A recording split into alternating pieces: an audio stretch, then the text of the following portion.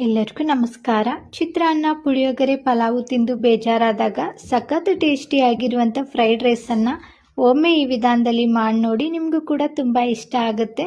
ಇದನ್ನು ಮಾಡೋದಕ್ಕೆ ಮೊದಲಿಗೆ ಒಂದು ಪಾತ್ರೆಗೆ ಅಡುಗೆ ಎಣ್ಣೆ ಹಾಕ್ಕೊಳ್ಳಿ. ಅಡುಗೆ ಎಣ್ಣೆ ಬಿಸಿ ಆದ ನಂತರ ಒಂದು ಈರುಳ್ಳಿನ ಉದ್ದಕ್ಕೆ ಕಟ್ ಮಾಡಿಬಿಟ್ಟು ಹಾಕ್ಕೊಳ್ಳಿ. ಖಾರ ಎಷ್ಟು ಬೇಕೋ ನೋಡಿಬಿಟ್ಟು ಹಸಿಮೆಣಸಿನ್ಕಾಯಿ ಹಾಕಿ ಇದನ್ನು ಚೆನ್ನಾಗಿ ಫ್ರೈ ಮಾಡ್ಕೋಬೇಕು. ಫ್ರೈ ಆದ ನಂತರ ಒಂದು ಕ್ಯಾರೆಟನ್ನು ಸಣ್ಣದಾಗಿ ಕಟ್ ಮಾಡಿ ಹಾಕ್ಕೊಳ್ಳಿ. ಒಂದು 5 ಬೀನ್ಸನ್ನು ಕೂಡ ಸಣ್ಣದಾಗಿ ಕಟ್ ಮಾಡಿ ಹಾಕ್ಕೊಂಡು ಅರ್ಧ ನಿಮಿಷದವರೆಗೂ ಚೆನ್ನಾಗಿ ಫ್ರೈ ಆದ ನಂತರ ಅರ್ಧ ಕಪ್ನಷ್ಟು ಕ್ಯಾಬೇಜನ್ನು ಹಾಕಿ ಮತ್ತೆ ಅರ್ಧ ನಿಮಿಷ ಚೆನ್ನಾಗಿ ಫ್ರೈ ಮಾಡ್ಕೊಳ್ಳಿ.